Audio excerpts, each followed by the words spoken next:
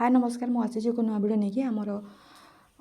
Forest guard और livestock inspector physical test सरी सारी किए किए डिविटे सिलेक्ट हे कार रैंक केते आसी नहीं समस्त चिंतार अच्छा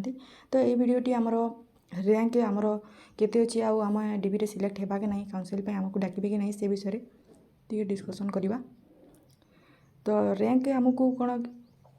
आमर जिते भी रैंक अच्छी जिते भी सीट अच्छी आमर वैकेंसी तार 125% छुआ को डाक डीपी से 125% रु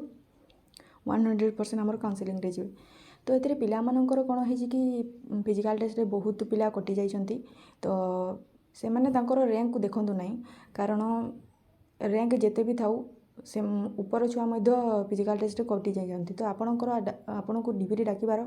चांस अच्छी। तो मेन माने से ओरिड हूँ ना ए चिंता करार अच्छे तो वुमेन मानकर से समस्ते क्वालिफाई करछंती तो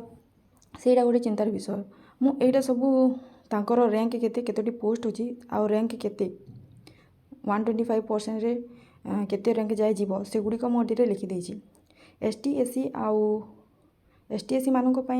तो जेते जेते रैंक अच्छा जिते सीट अच्छी से माने जदि सेते रैंक रे अच्छे से माने सेफ किंतु एससी बीसी कैंडिडेट मानक सैया हो पार ना कारण एससी बीसी छुआ बहुत अच्छा SC BC women candidate reserve रे बहुत छुआ आसुँच तो तांकर किसी कहीहेब ना सेफ जोन केते कहीकि जदि आप 640 रैंक मध्य अच्छा तो आप सेफ आपन को जॉब गोटे मिलवा सुनिश्चित किंतु ता जदि तलर अच्छे ताठार जदि तलर अच्छा ताहले कष्टकर किंतु जदि एब्सेंट अच्छा फिजिकल टेस्ट रे केते जन एब्सेंट थिले किंतु से माने किए थिले तलर रैंक वाला कि ऊपर रैंक वाला आमको जना ना जदि ऊपर रैंक वाला थिले ताहले आपनको पय गोटे भल जिनिस किंतु तल रैंक वाला एब्सेंट थिले ताहले आपनको पय सेटा भल होई परिबनी। तो 640 रैंक रे जे माने अछंती सेटा गोटे सेफ आउ गोटे कथा कहबाको गले याठार तल रैंक मध्य सिलेक्ट हेबे